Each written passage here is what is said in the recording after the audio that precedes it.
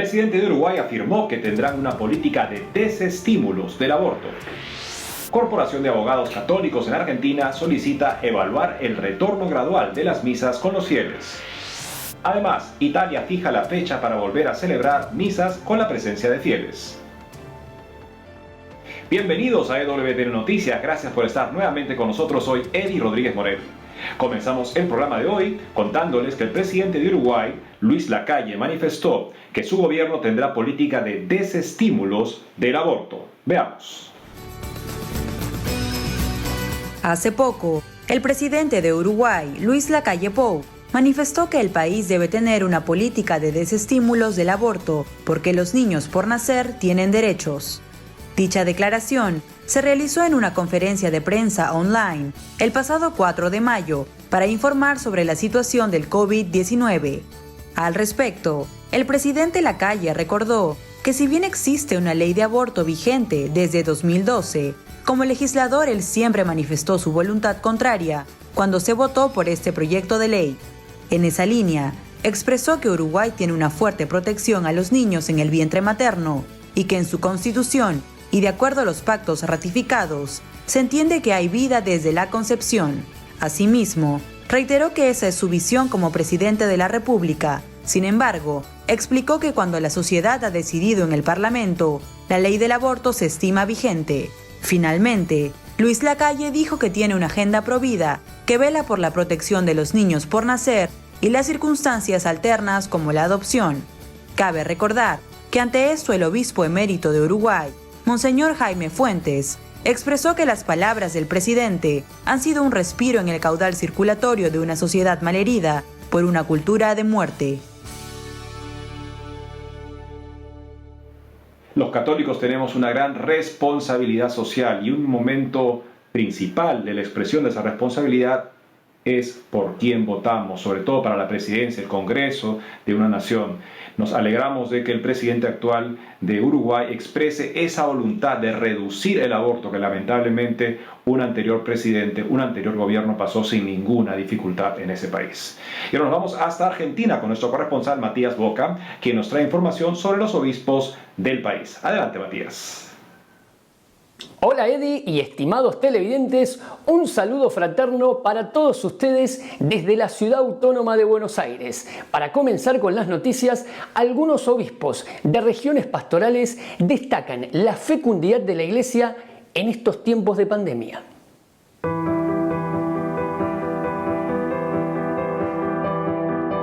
Porque todos somos argentinos y debemos cuidarnos unos a otros.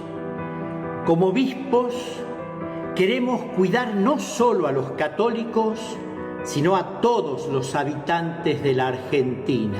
Tuvimos que adaptarnos a la cuarentena y al aislamiento social.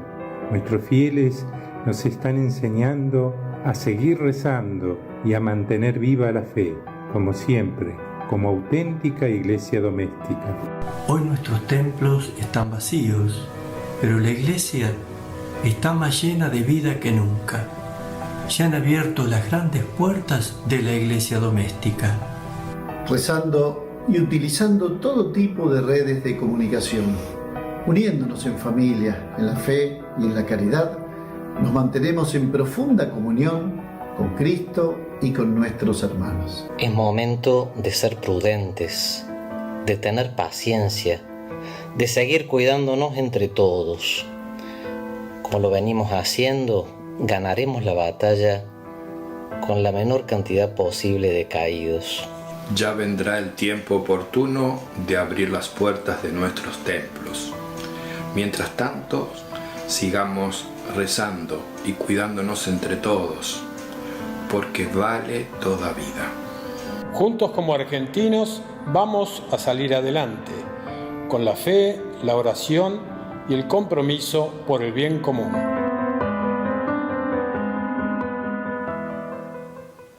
En otras noticias, en estos tiempos de aislamiento obligatorio, el obispo de la diócesis de San Luis, Monseñor Pedro Martínez, le brindó a todos los jóvenes la siguiente reflexión.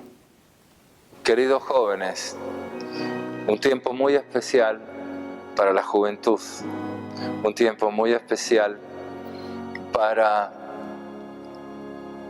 la vitalidad que cada uno tiene en la juventud. Encontrarse encerrado no es fácil, pero no es solamente la vitalidad, ¿verdad? Lo que extraña a uno, además del deporte, de salir, ese ámbito de libertad de cada uno, sobre todo uno extraña el encontrarse con los otros, el reírse juntos, el mirarse, un abrazo, una palmada en el hombro, todo eso se extraña. Y en la juventud se extraña más, porque uno se comunica así. Por eso los entiendo. Tengan paciencia. Es lo más difícil para la juventud, es verdad. No es lo mismo tener paciencia a los 60, a los 80 años, que pedirle paciencia a un joven. Es verdad. Pero hay que tener paciencia. Es parte de la virtud de la fortaleza. Para finalizar con las noticias, la Corporación de Médicos Católicos pide evaluar el retorno de forma gradual de las misas con fieles. La Corporación de Abogados Católicos aseguró, a través de un comunicado, que la solicitud de la Conferencia Episcopal Argentina de evaluar el restablecimiento gradual de los fieles en las misas de modo que no se produzca el riesgo de contagio al COVID-19 constituye un ejercicio inobjetable del derecho constitucional de peticionar ante las autoridades. Asimismo, manifestaron que la solicitud de los obispos también se fundamentó dentro del marco de la libertad de culto y del ejercicio de la libertad de conciencia y religión. Eddie y estimados televidentes, esta es la actualidad de la Iglesia Católica aquí, en la República Argentina. Informó para EWTN Noticias, Matías Boca. Gracias, Matías. En otras noticias les contamos que la Iglesia y el gobierno de Italia fijaron un protocolo de seguridad para la celebración de misas con fieles a partir del 18 de mayo. Veamos. Hace unos días, la Iglesia y el gobierno de Italia elaboraron a través de un consenso el protocolo que permitirá retomar las misas públicas con fieles a partir del 18 de mayo de este año, las cuales fueron suspendidas como medida de protección ante el coronavirus. El documento de las medidas establecidas fue firmado por el presidente de la Conferencia Episcopal Italiana, Cardenal Gualterio Bassetti, y el presidente del Consejo de Ministros, Giuseppe Conte. Entre las disposiciones planteadas está el mantenimiento de la distancia de al menos 1 metro lateral y frontal, así como la obligación de usar mascarilla para poder participar en la misa. Además, se estipula que el acceso a las iglesias estará regulado por un equipo de voluntarios adecuadamente protegidos. Asimismo, se indicó que aquellas parroquias que cuenten con una gran afluencia de fieles tendrán la posibilidad de aumentar el número de misas. Por otra parte, se estableció que el rito de la paz continuará siendo omitido y que la comunión se repartirá con guantes y tapabocas, evitando el contacto. El sacramento de la confesión deberá realizarse en lugares amplios, respetando el metro de distancia. Por último, se recuerda que hay dispensa del precepto festivo por razones de edad y salud, y que la misa se podrá seguir en vivo a través de los medios de comunicación.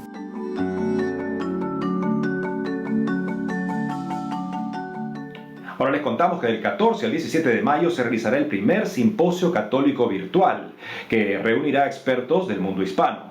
Para contarnos todo al respecto está con nosotros vía Skype José Manuel de Urquidi, organizador del simposio, como también fundador de Juan Diego Network y de Juan Diego & Company.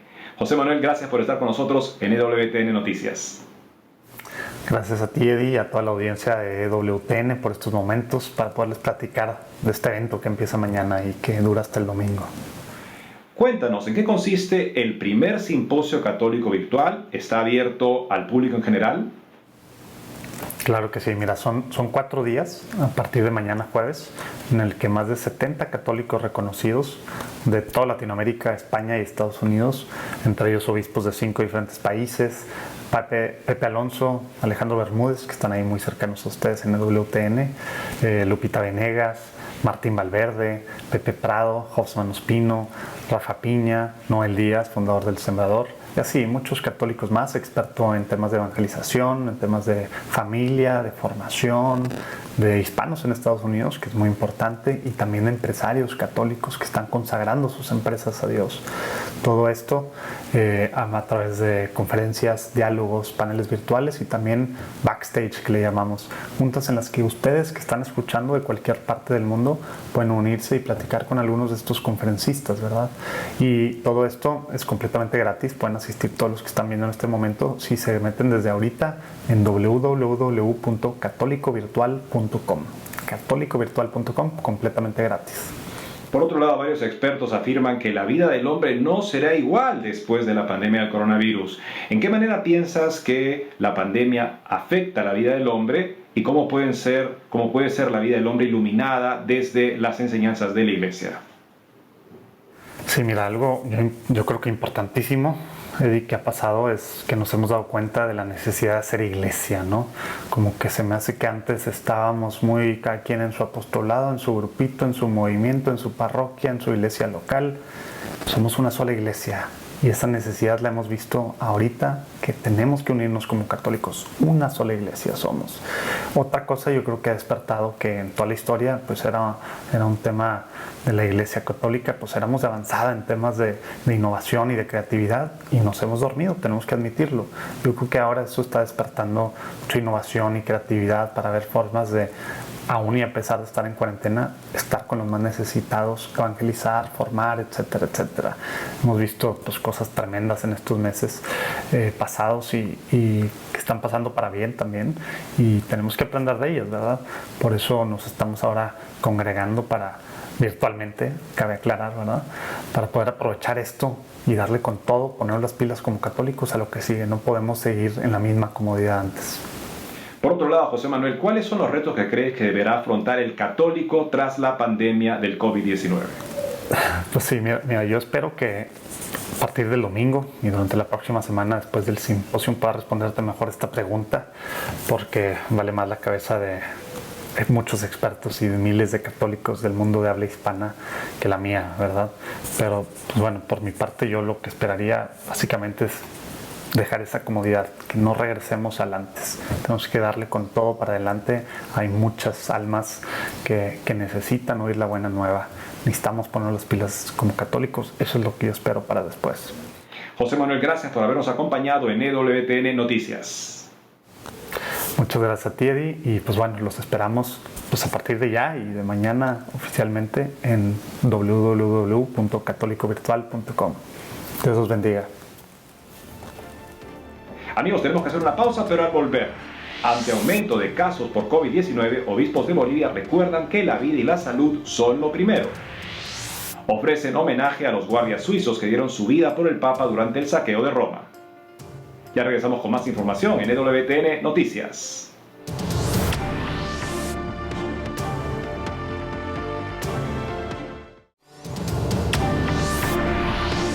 Regresamos al programa y les contamos que hace poco la Conferencia Episcopal Boliviana emitió un comunicado en el que recuerda que ante el aumento de contagios del COVID-19, la vida y la salud son lo primero. Veamos.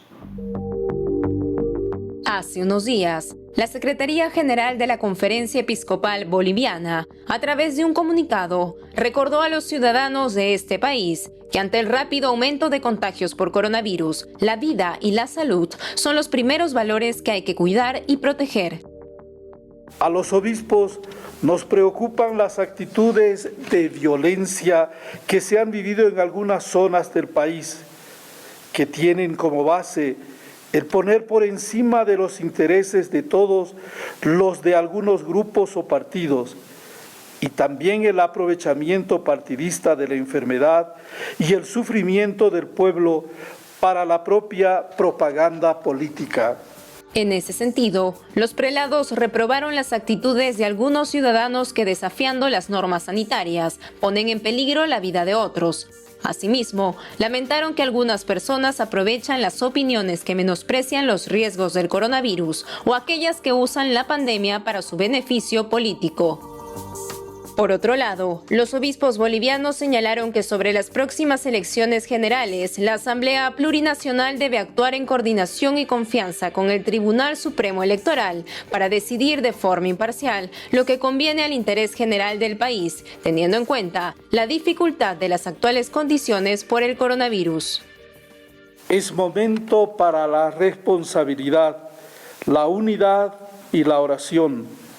Que el Señor resucitado nos ayude a transitar por caminos de unidad entre todos los bolivianos.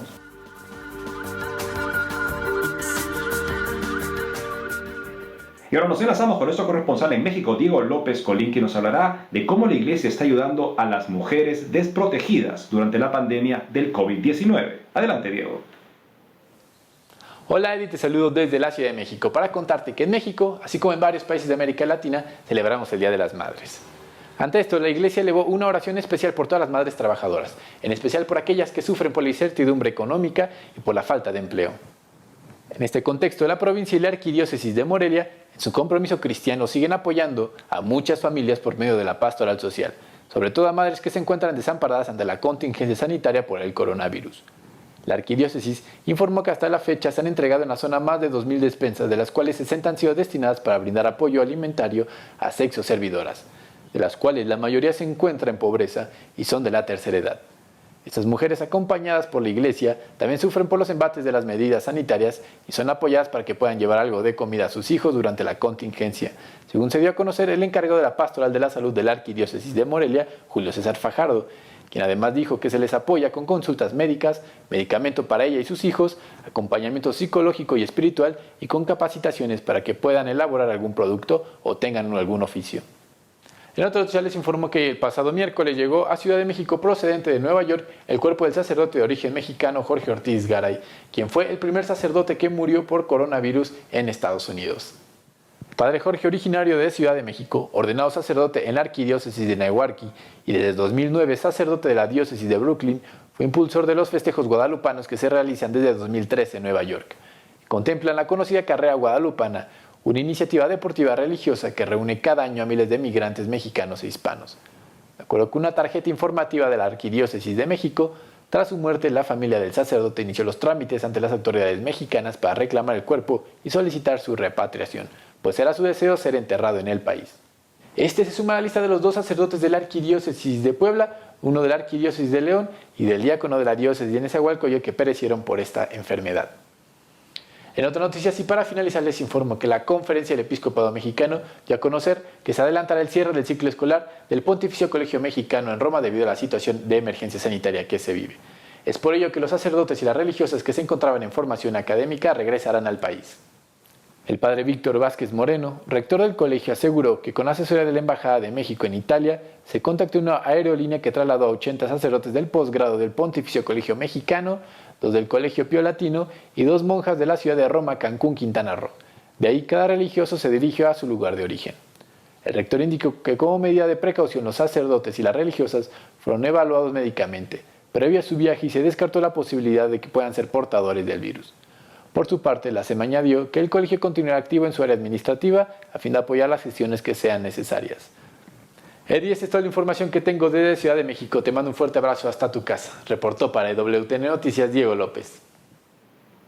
Gracias, Diego. En otras noticias, los obispos de la Conferencia Episcopal Peruana emitieron un protocolo a seguir cuando se reanuden las misas con fieles. Veamos. La Conferencia Episcopal del Perú elaboró recientemente un protocolo para el culto religioso en tiempos de la pandemia, donde se indican las medidas para la celebración de la Eucaristía y de los demás sacramentos cuando se haya levantado la cuarentena establecida por el gobierno peruano. Según se dio a conocer, el protocolo cuenta con 3 fases de aplicación. En la primera etapa, se señala que se permitirá a los fieles asistir a las misas dominicales y diarias, pero no de manera masiva, sino en grupos pequeños, guardando el distanciamiento social requerido y siguiendo los procedimientos correctos de desinfección. En la segunda fase, se permitirán las reuniones de formación catequética y pastoral, mientras que en la fase 3 se contempla retomar la vida pastoral ordinaria. Asimismo, en el texto, los obispos prorrogaron la dispensa del precepto dominical para todos los fieles de edad avanzada, enfermos o en situación de riesgo. Cabe resaltar que, de acuerdo al documento, cada periodo se dará con el debido respeto a las medidas dadas por las organizaciones relacionadas a la salud hasta que se encuentre una vacuna contra el coronavirus. Si desea leer el protocolo completo, puede ingresar a la página web de la Conferencia Episcopal Peruana www.iglesia.org.pe.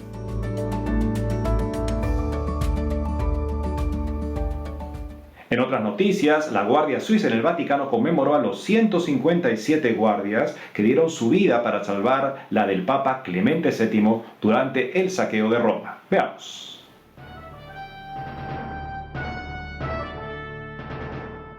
Hace unos días, la Guardia Suiza en el Vaticano conmemoró el aniversario del saqueo de Roma de 1527, en el que 147 guardias ofrecieron su vida en defensa del Papa Clemente VII. El homenaje se inició con la misa que presidió el asesor de la Secretaría de Estado, Monseñor Luigi Roberto Cona, en la iglesia de Santa María de la Piedad, en el Camposanto Teutónico en el Vaticano, con la presencia de una veintena de guardias suizos, separados a una distancia prudencial, de acuerdo a las medidas sanitarias, ante la pandemia del coronavirus.